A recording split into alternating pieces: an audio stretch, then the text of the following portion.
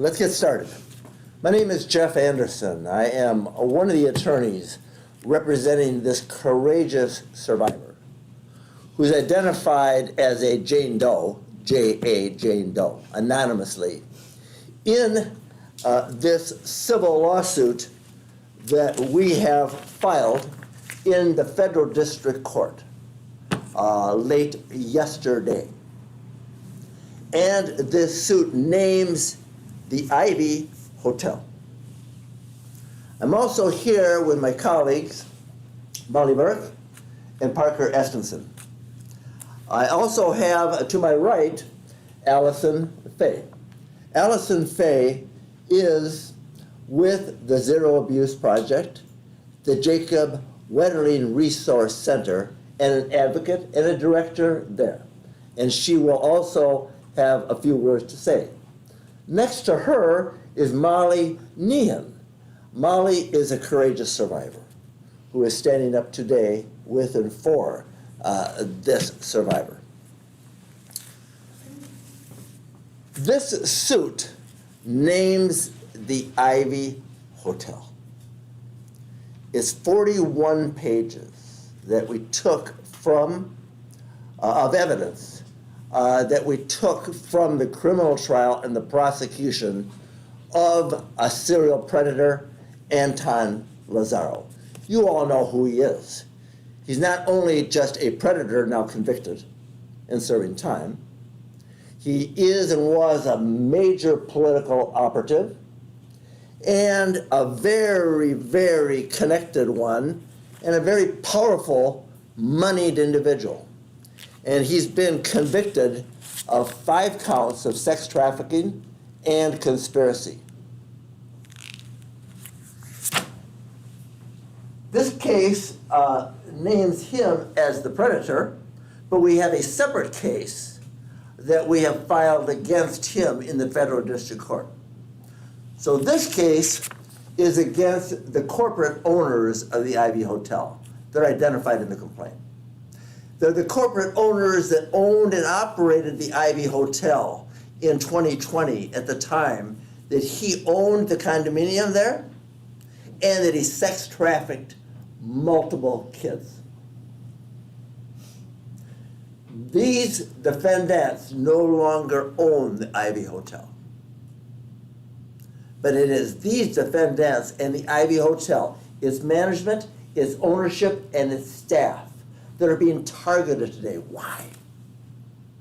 Because they knowingly permitted Anton Lazzaro, a serial predator and sex trafficker, to not only live at their hotel in his condominium, but to continuously traffic young teenage girls up into his condominium at all hours of the day, in plain sight. And I will detail for you some of the things that were seen and known by the staff, by thus the owners and the management, that were so visible, so apparent. And so why is it we invite you here today to share not just this lawsuit, but some details pertaining to it, because it's not just about Anton Lazzaro, now convicted sex trafficker. It's about the scope and the breadth of this problem. Not just in the Twin Cities, and not just at the Ivy Hotel, the scene of the crime, but across this state and across this nation. And it's time for all of us to start to see, to start to watch, and then do something about it. Something the Ivy Hotel staff failed miserably to do. And so, Anton Lazzaro now serving, how much time is he serving? 30 years. Serving 30 years. Before I go into some of the things that we have unearthed, Molly, why don't you address the folks here as to what you think we want them to know about this case and this problem. This is a industry-wide problem that is horrific. This case in particular is a horrific set of facts where the Hotel Ivy enabled a predator that harmed teenage girls, multiple teenage girls, multiple times. I've been doing this work with Jeff for over a decade. I've seen a lot of horrific things. I worked on the children's theater cases where we unearthed horrific abuses that occurred in the 70s and the 80s. There were adults that knew things and looked the other way, that knew things and did not protect kids. When we look at this case here, this case rivals that because it is not 3 decades ago. It is 4 years ago. It is current that people at Hotel Ivy, the staff knew what was happening to these girls. They were told by girls. They also saw the comings and the goings and all of the circumstances that's laid out in the complaint. They knew and they did nothing to protect these girls. No staff member intervened. Any intervention would have stopped this, and it would have saved these girls from ongoing subjugation of criminal activity. That's why here this rivals the scope of something that we saw decades ago because it's happening now. And the Hotel Ivy was in a position to save these girls, and it didn't do so. So let me lay out the scene of the crime and the circumstances of these crimes. Committed by Lazzaro in plain sight. And obviously the scene of the crime is the Ivy Hotel. And these pictures taken from evidence in the criminal case depict the bedroom of his condominium on the 19th floor, and also some small portion of the cash seized by the federal government when they raided and arrested him. And why now the Ivy Hotel and its former owners and management and staff?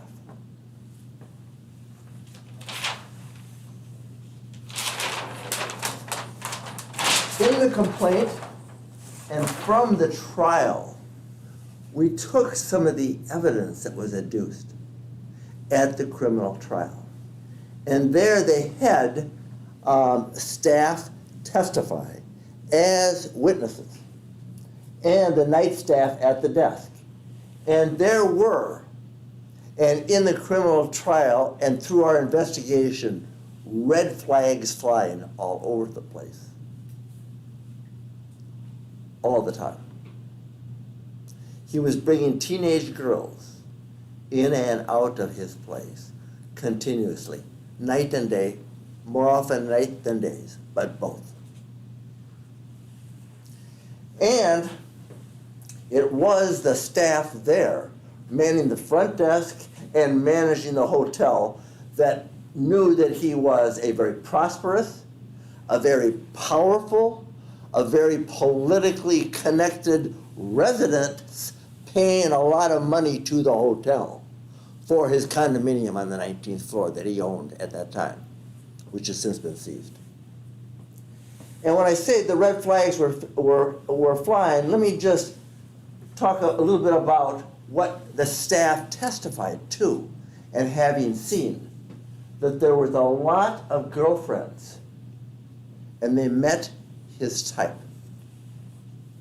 His type was white, skinny girls under the age of 19 and all dressed up like models with perfect bodies, and they would come to the desk to see Tony and to get up to his condominium, to his residence.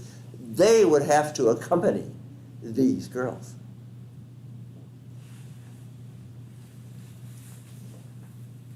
The testimony is the girls were 16 or younger.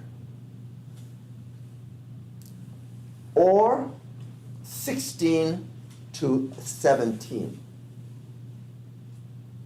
And that they would be coming after hours and in the night, oftentimes after 1 a.m. And Anton Lazzaro, as powerful and as moneyed and as politically connected as we all know he was as a GOP operative here, he had a modus operandi, a pattern that was so evident and so clear. And that pattern was to have Gisela Medina, who was then just 18 years old, turning 19 years old, as his recruiter of young girls. She's serving 3 years for her role in this. But what he would do is use her to recruit these girls and offer cash to them, and ultimately in exchange for sex. Also supply alcohol, also supply drugs, and the girls would become intoxicated as they left his condominium, often in the middle of the night, where he would arrange for Ubers to take them and or transportation to have them leave, sometimes so intoxicated they would have to be helped because these girls were so intoxicated while in his control. There was a private elevator to the 19th floor that had to require the staff to accompany these girls there. The front desk would call Lazzaro when they would arrive so that he would give permission for them to come up.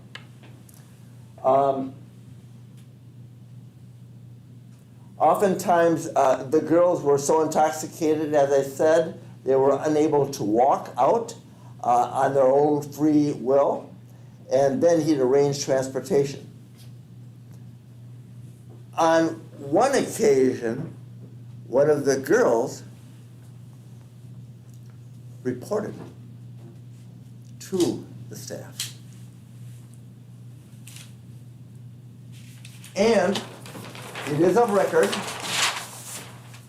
that she was a victim, and she went to the desk to report that Lazzaro is sex trafficking her and other girls. That he is offering cash to her and other girls and other items to induce them in exchange for sex. Her words, her report to the hotel staff. And then she asked them that they needed the staff to remove her sister from Lazzaro's residence because she was still up there. And the staff's response to her plea to them to save her sister was, "There's nothing we can do." So she called her dad. Her dad arrives, and she's waiting for her dad in the lobby. And at that time, the father goes back to the desk and implores the staff to retrieve his other daughter, who's still upstairs, being trafficked, being used, being exploited and abused. And when he asks him to save his daughter from the capture of Lazzaro, what is the Ivy staff's response? "There's nothing we can do." Now, there is a statute in Minnesota that says that hotels are required to provide training on sex trafficking and discerning the signs and the signals and ultimately requires them to not only be trained, but ultimately to do something about it. And so this case is brought against the Ivy Hotel for its recklessness, for its indifference, for its negligence, for its failure to protect these kids for so long, so many times. And with that, I'm going to turn it over to you, Alison, to say a few words about this and the problem. Molly, you come over there too.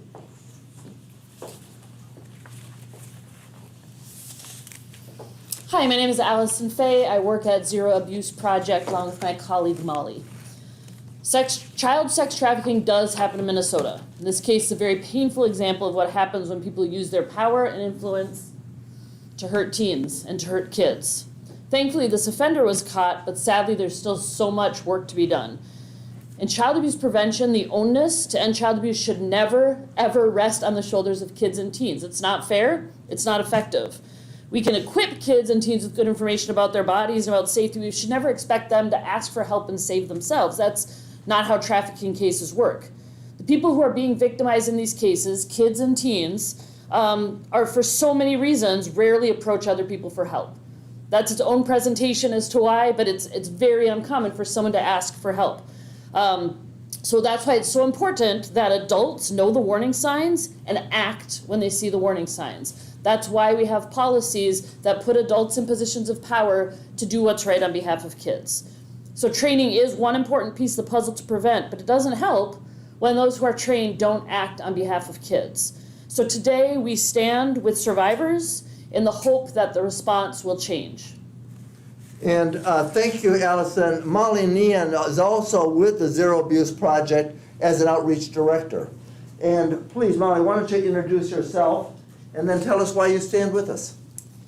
Yes, so as Jeff mentioned, my name is Molly Nhean. I'm the Communications Outreach Specialist for Zero Abuse Project. And I myself am a survivor of child abuse. And for 3 years, when I tried to speak out, I was silenced, shut down, disciplined, and made to feel like I couldn't trust anyone.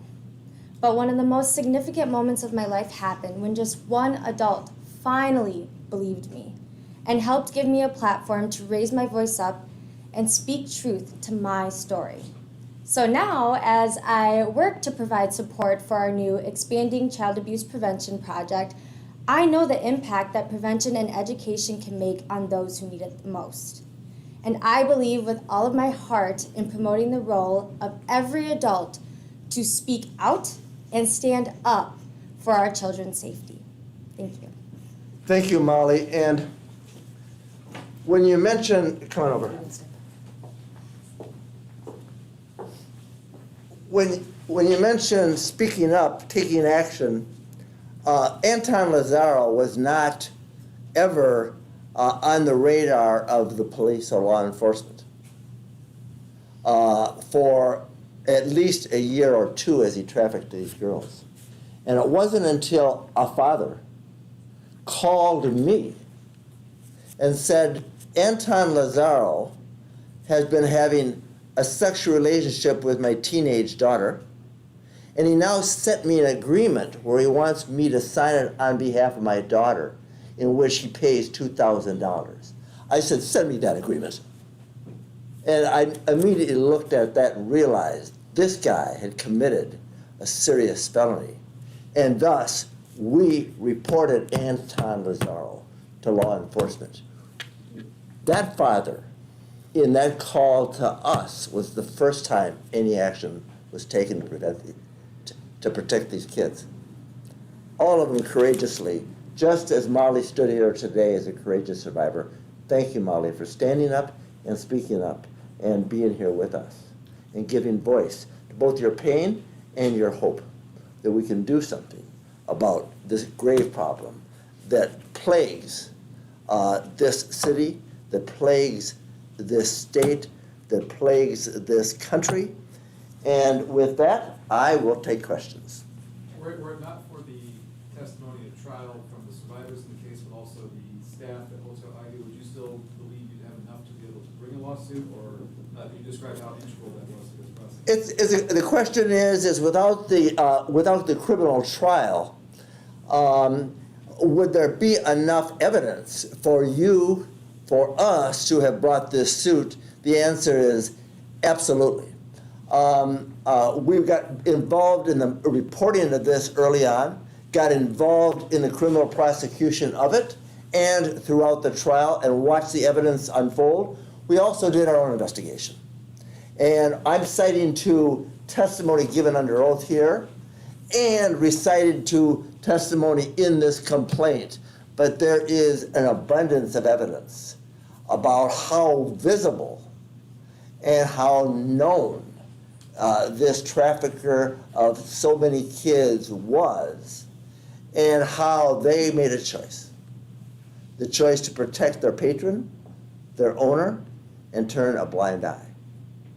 And how many kids we know testified at the trial were 5 in number.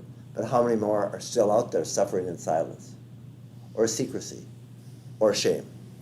And so there is now a deep body of evidence that establishes the legal responsibility of the Ivy Hotel, and we're not trying to take them down, we're trying to clean them up, and every hotel in the industry, because this serves as a painful, sorrowful example of what a commercial enterprise was supposed to do, both under the law and to protect their patrons, and it made a commercial choice not to. And it's sorrowful. The other thing about this that is so striking is the recency of it. So many of the cases that we've had the privilege to stand with survivors and represent happened oftentimes decades ago, but not so here. This is so recent, so pervasive, so long-standing, and so egregious when it comes to that particular enterprise protecting that particular predator. So, questions? Can you talk about the precedent for a lawsuit like this going after the hotel and its management company for liability?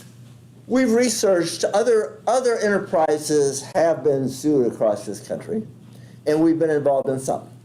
But what marks this as a particularly high-end enterprise, when you look at a lot of the trafficking cases that have been brought across this country against third-party enablers, such as the Ivy Hotel, it's often seedy motels or commercial enterprises that are operating in the dark of night. And this is one of the first major prominent situations where we've had the opportunity to spotlight, to target, to expose a very high-end hotel. And our hope is what? Our hope is they get the message. And every hotel like them, high-end and not, get the message. If you see, take action. Call the police. On the report of the victim, on the report of the father, or on the simple discernment of the traffic in and out night and day of teenage girls coming with this guy who is a very public figure on Fox News, GOP operative, who flashes money around. Look at that. Look at him on the plane there. And look at the cat. I mean, this guy was visible. This guy did this, in open sight, in plain sight, to all those who could see, and all those that chose not to act. So that answers the question why we're here today. The owners, you say they no longer own, that they're the defendants in the lawsuit. Do they own any other hotels? I mean, can you tell us a little bit about that they no longer own it? How difficult will that be to pursue? Well, the question is, the defendants in this case are Heartland Ivy Partners and its entities, the realty company and the investors and the Hotel Ivy and the Wisherman Partners.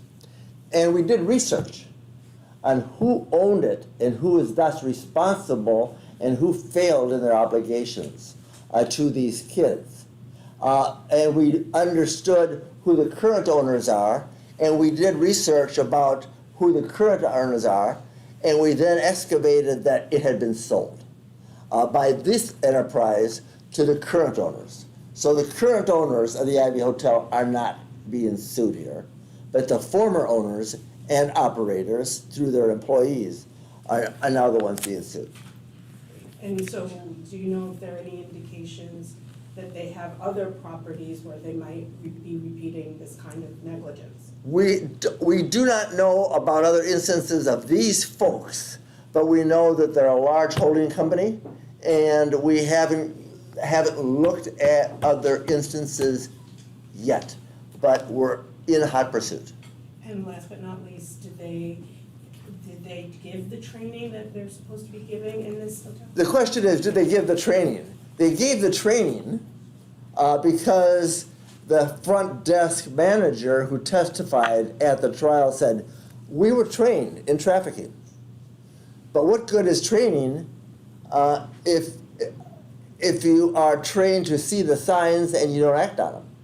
What good is a road sign if you don't obey it or act upon it? And in this case, they were trained as required by statute, but it meant nothing because they didn't discern, they didn't act, and obviously the training was as deficient as the choices that the staff made in not taking action when it was very obvious what was going on here. Do we know what that training looks like? It's required by statute, and so we haven't gotten into the training that they actually did, and that's something we will be unearthing very quickly. We just filed this case yesterday in federal district court, and as a part of discovery, we still have work to do, and we'll be doing just that. What training do they provide? What other enterprises do they hold? What other problems have they had?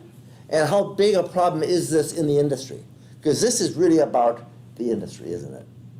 Not just Anton Lazzaro.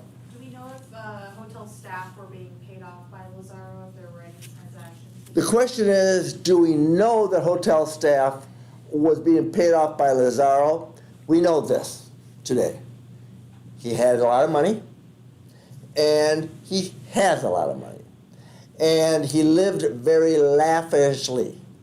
And so the implications to us, and it's subject to further investigation, are that he paid the staff a lot of money to look the other way, all the time.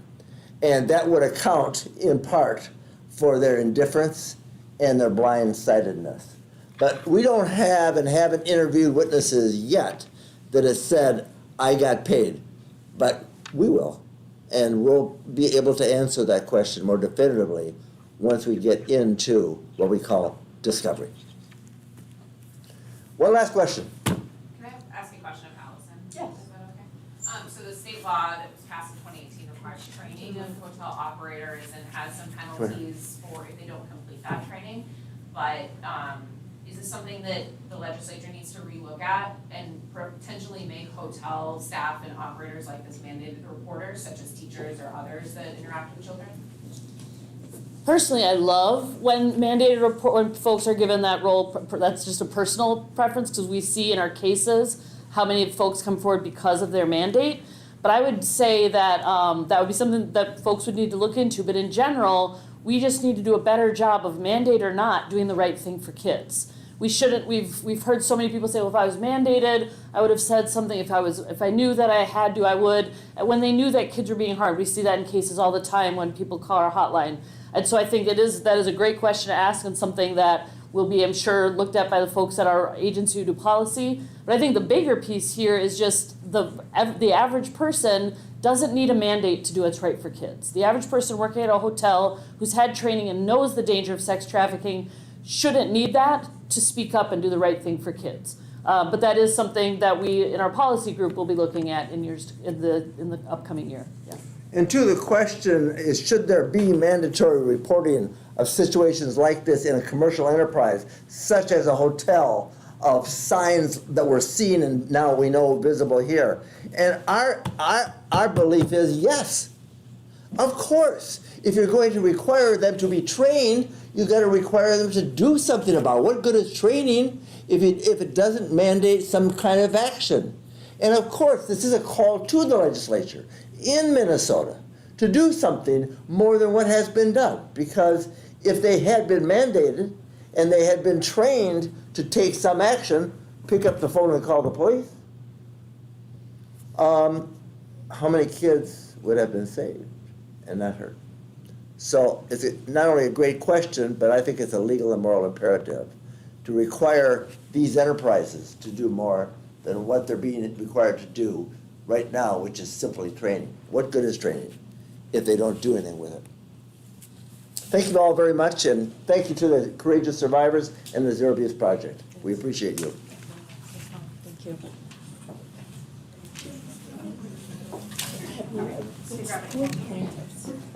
This is, she's anonymous, and yeah.